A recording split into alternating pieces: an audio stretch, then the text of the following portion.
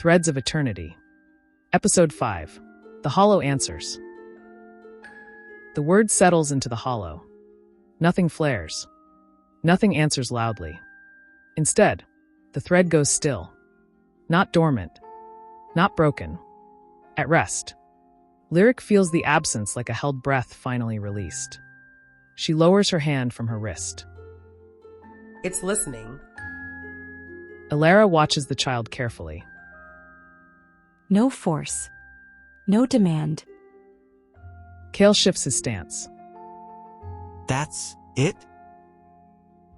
The hollow remains unchanged. The sigil on the child's wrist dims further, no longer pulsing, no longer pulling. Present but loosening, the stone beneath them cools. The land exhales. The thread does not hum again. It accepts. The hollow deepens. Not physically, functionally. Sound thins. Even the distant wind seems to hesitate at the edge of the basin. Lyric stands still, breath measured. The thread shifts within her. Not pulling. Not anchoring. Orienting. She feels it for what it is. Not power, not will, but attention-seeking alignment. Lyric exhales. It isn't deciding. Then, why does it feel like waiting? Lyric kneels, bringing herself level. Because it can't release what doesn't agree to be released. The thread extends, subtle, internal. A sensation like a door opening inward. Not toward the child. Around her. Alara watches, realization settling. This place. It doesn't strip things away. She gestures to the untouched stone. It makes room for what no longer belongs. The sigil on the child's wrist dims further. Not fading yet. Listening. The child studies it. No fear. Now?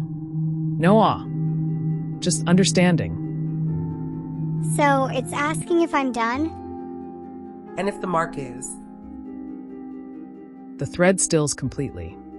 For the first time since it awakened, it offers no direction. Only a pause held in trust. The child steps forward into the center of the hollow. The stone does not react. Does not glow. Does not judge. It simply waits. The thread breathes with her. Ready, but unwilling to move without consent. The hollow holds its breath. No wind. No echo. Even the thread seems to withdraw inward, as if aware this moment does not belong to it. The child stands at the center of the basin. Small. Steady.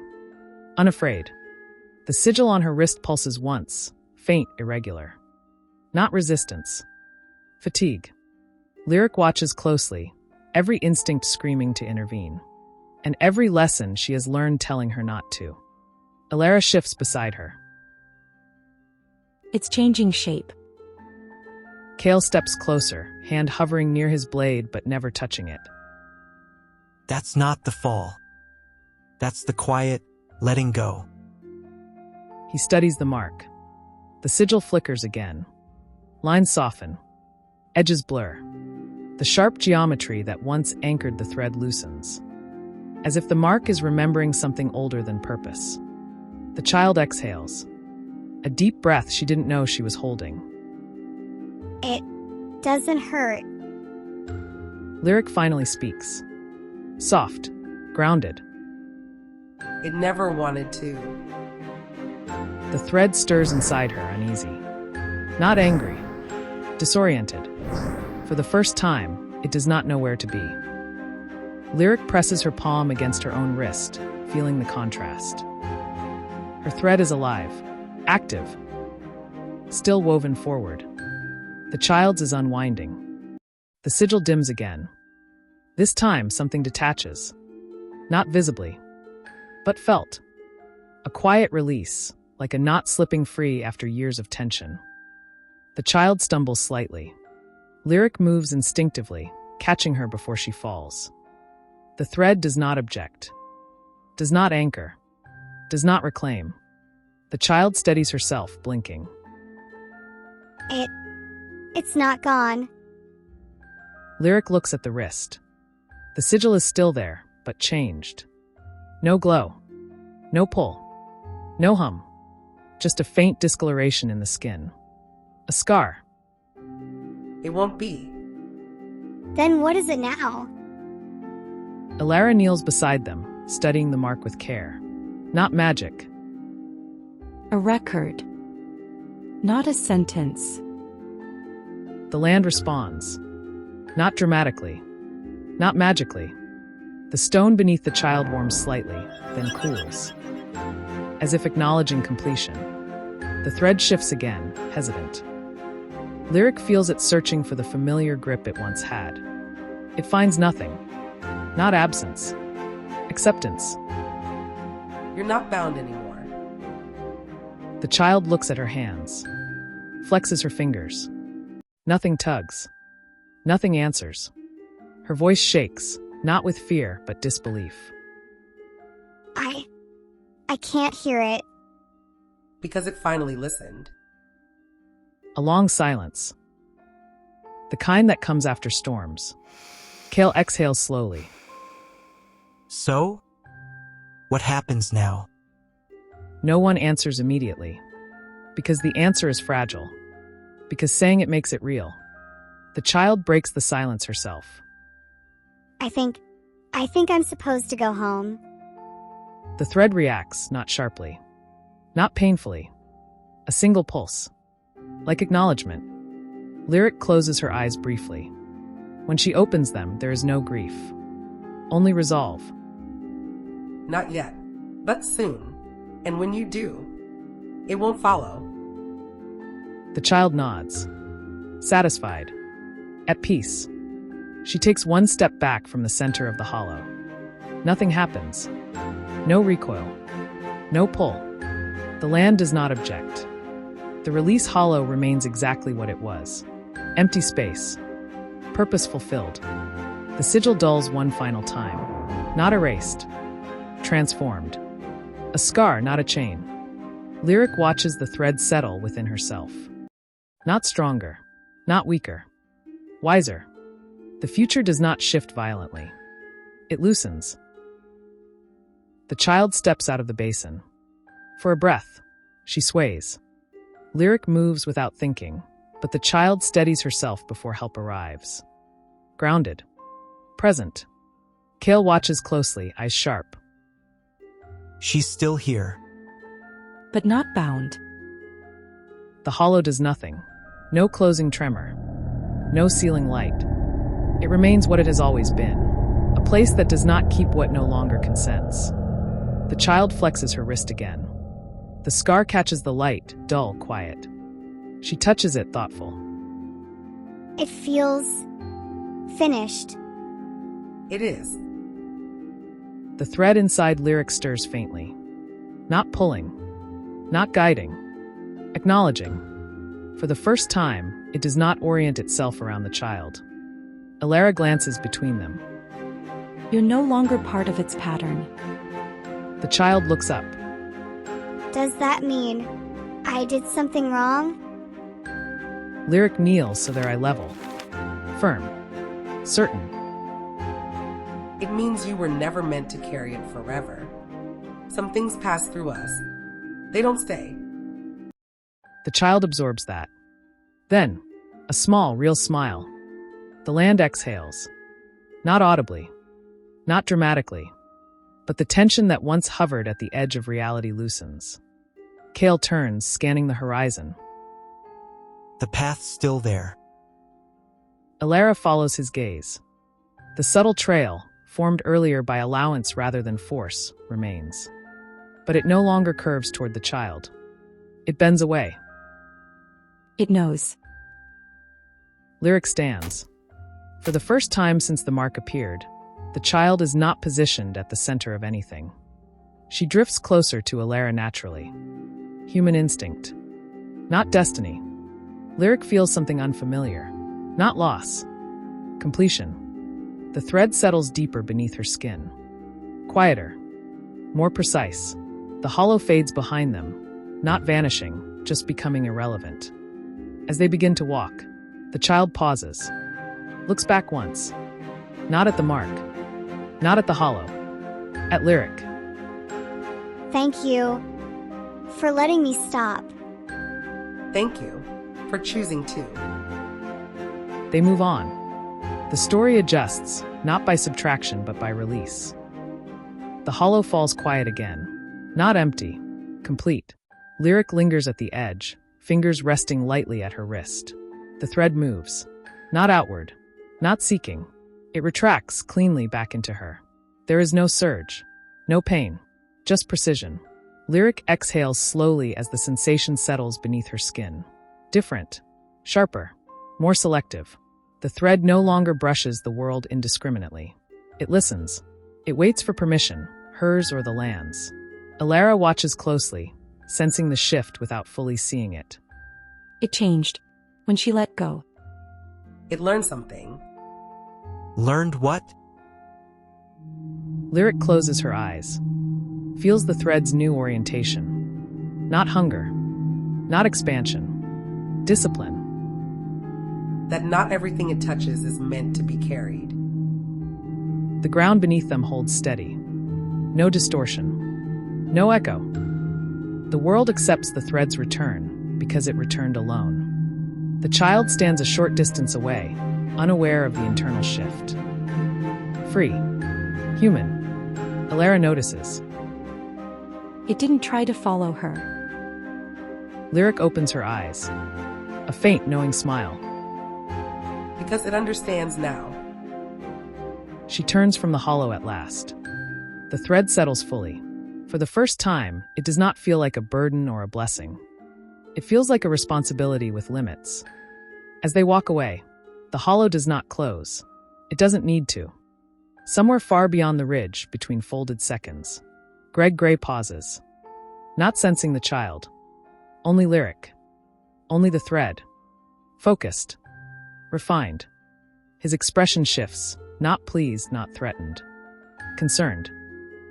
That wasn't supposed to happen. She moves forward, steady, unpulled. The thread hums once. Not command. Understanding. The hollow exhales. No hum. No pressure. Only the soft, almost imperceptible rustle of air over stone. Lyric stands at the edge, arms loose at her sides. Her eyes scan the basin one last time. Nothing moves. Nothing calls. Nothing demands. Alara shifts beside her, hesitant. It's quiet. Lyric doesn't answer immediately. She lets her hand trail over her wrist, feeling the thread's subtle pulse. Steady, restrained, patient. It's waiting. Not for me. Not for anyone. For the moment that needs it. And the child? She's free. For now. The thread knows. Knows when to reach and when to stay. A soft wind drifts through the hollow. Leaves stir on distant branches. The world exhales with them. Alara lets out a quiet laugh, almost disbelief. It listens. It really listens. And Gray? Lyric doesn't answer immediately. Her eyes linger on the far ridge, the place where threads of shadow shift between seconds. Somewhere beyond, Greg Gray is watching, or thinking he is. He'll notice. Eventually. But not yet. A long pause stretches between them. The hollow holds nothing but choice. Lyric steps forward, leading the way out.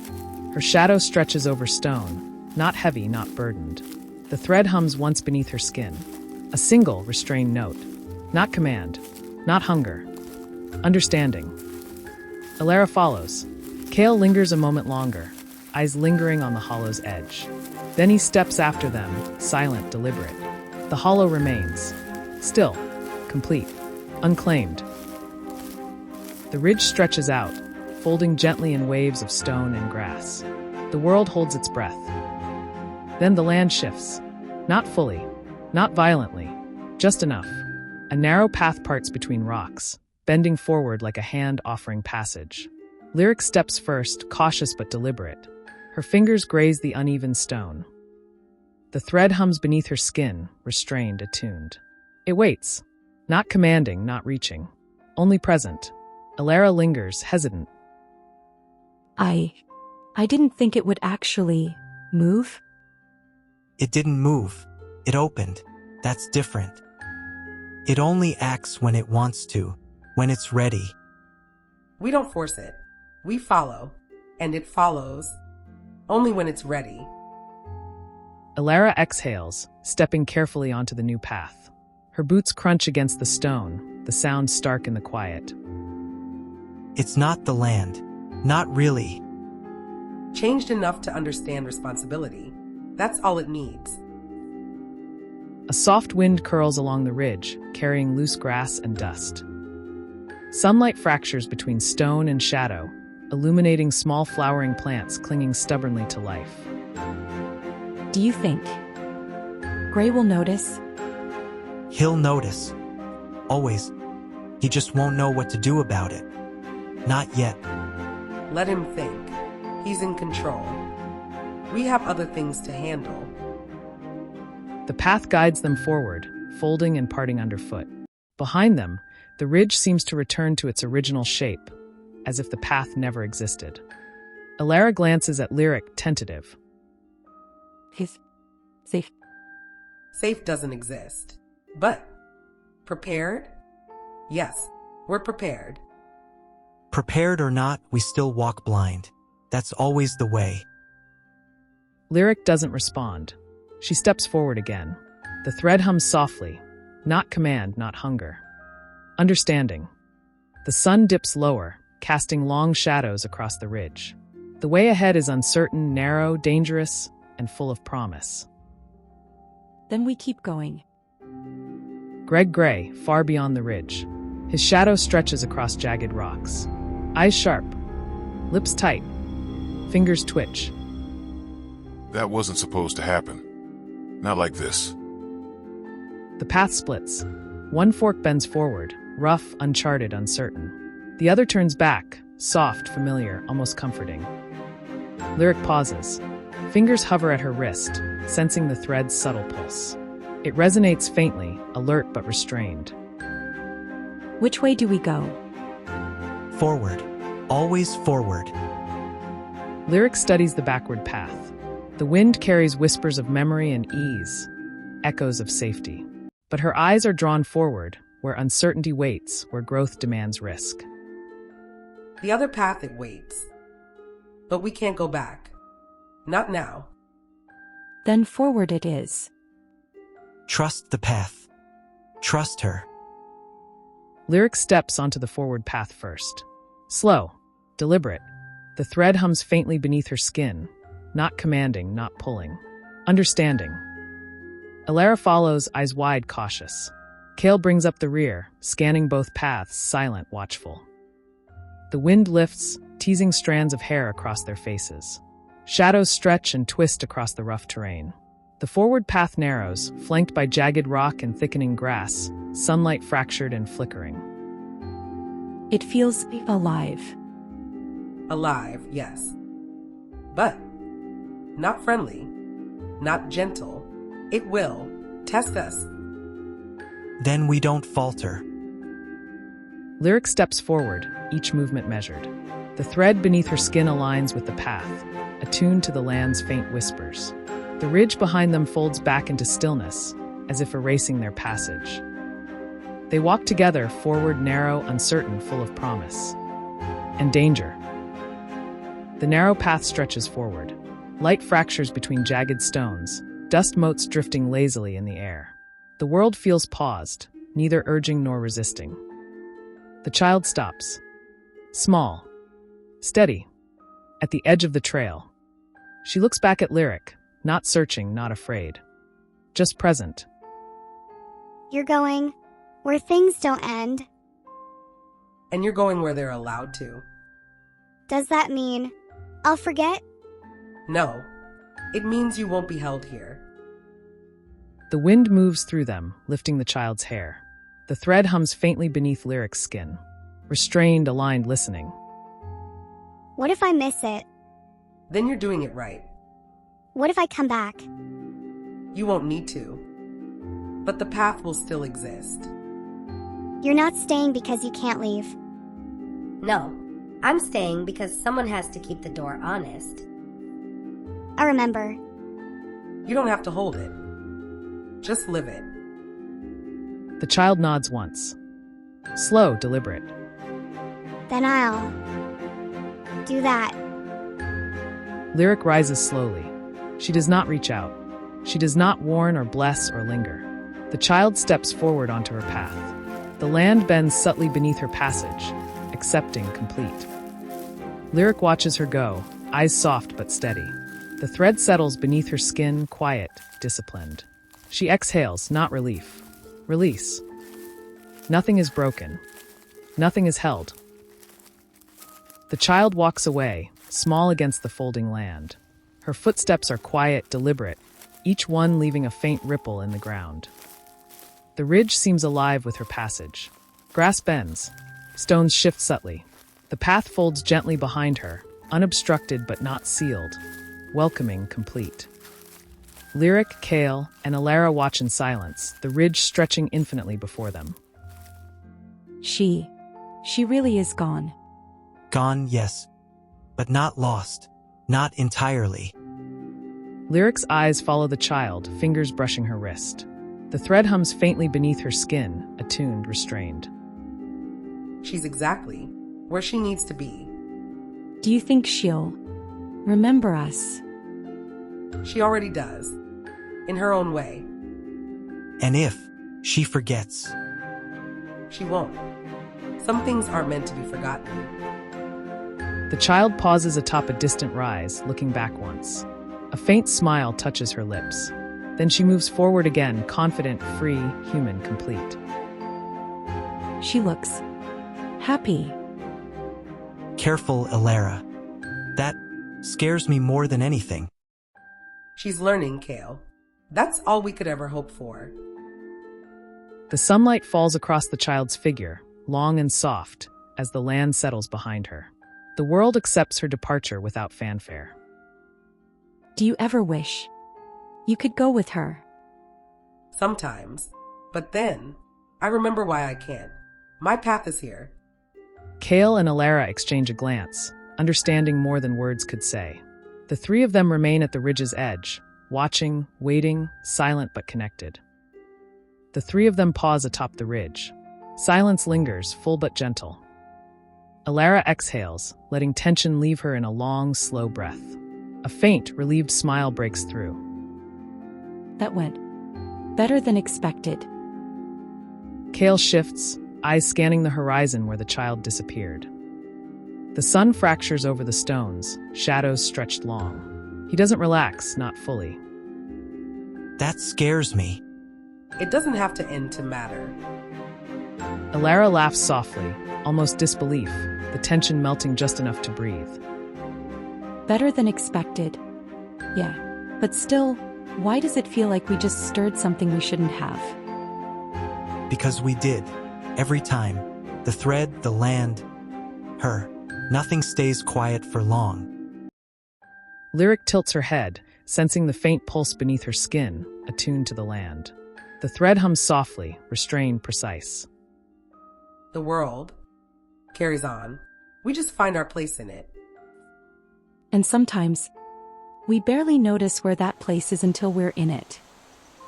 Then we better keep our eyes open. Always. A gust of wind lifts across the ridge, stirring leaves, dust, and loose stones. The path behind them folds subtly, leaving no trace of their passage. Lyric glances over her shoulder one last time, eyes lingering on the distant horizon where the child vanished. She's ready. We just have to be ready too. I think I can finally breathe. Kale's gaze softens just a fraction, then returns to the horizon, watchful. Don't get too comfortable. The world isn't done yet. The wind shifts, low and steady, combing through the grass along the ridge. Dust lifts, then settles. The land does not respond with urgency, only awareness. Alara straightens slightly, her earlier ease tempering into focus. It never is. Lyric doesn't answer right away. Her fingers rest at her wrist, feeling the thread's faint, disciplined hum. It no longer presses outward. It listens. No. But it's quieter now. That counts. Quiet just means it's thinking. So are we. They stand together, side by side, not braced, not at ease. Present. The ridge holds them, not as shelter, as witness. The land breathes beneath their feet, slow and patient, aware of their weight but unbothered by it. Somewhere beyond sight, paths shift and settle, choosing when to open, when to wait. Nothing calls to them. Nothing pushes them forward. For the first time, the silence isn't a warning. It's an agreement. They remain, watching, waiting, listening, until the light changes and the moment releases them. Greg Gray pauses mid-step. The world stutters around him, sound lagging half a breath behind motion. Neon reflections smear, then correct. A pedestrian passes twice before resolving into one. Greg doesn't move. Something slipped through. He lowers his foot carefully, testing reality like thin ice. Not rupture. Not bleed. Concern. The fold retracts, peeling away to reveal the city of echoes. Towering spires of glass and steel, skyways layered like veins, holographic signage whispering advertisements a second after they appear. Greg stands on a high pedestrian span. Traffic hums far below. He presses 2 fingers to his temple. All right. Again. He closes his eyes. The fold answers him immediately, old muscle memory. Clean. Responsive. Ping the mark. Nothing. That's not right. A drone floats past, projecting a soft blue scan. It pauses, recalibrates, then moves on, confused but compliant. Greg watches it go. Marks don't vanish. They flare. They rupture. They burn themselves out or take something with them. He turns, scanning the skyline. Where did you go? He steps into a narrow maintenance corridor between buildings. The city noise dulls. Lights dim automatically as he passes. A voice crackles from a wrist comm, old frequency barely used. Gray, you just dropped off our active grid. No, I didn't. You absolutely did. Fold sensors, lost your alignment for 3 seconds. Greg pauses. 3 seconds? Yeah, that's not normal. No, it isn't. He leans against the wall, city light fracturing across his face. You want us to flag it? Flag what? Exactly. Greg almost smiles. Almost. No flags. No alerts. If the fold didn't scream, neither do we. That's not protocol. I don't work for protocol anymore. Then what is it? Greg closes his eyes again. This time, he doesn't push outward. He listens. The fold isn't agitated. It's adjusted. Someone let something go. You saying a mark resolved? Greg opens his eyes sharply. No, I'm saying it was allowed. That's not possible. Neither is losing a mark without residue. He removes the comm from his wrist, staring at it. But here we are. Gray, should we be worried? Greg looks out at the city of echoes, thousands of reflections, each one slightly delayed. Not yet. He clips the comm back on. But we should be paying attention. To what? Greg starts walking again, blending back into the city's rhythm. To anyone who stops fighting the fold and starts listening to it. The comm goes quiet. Greg disappears into the flow of pedestrians, an old rift guard moving through a world that no longer behaves the way he trained it to. If the mark can learn restraint, then so can the world. This changes the hunt. The fold shifted. Something slipped through. Greg Gray noticed, and he's already watching. Subscribe before it's too late.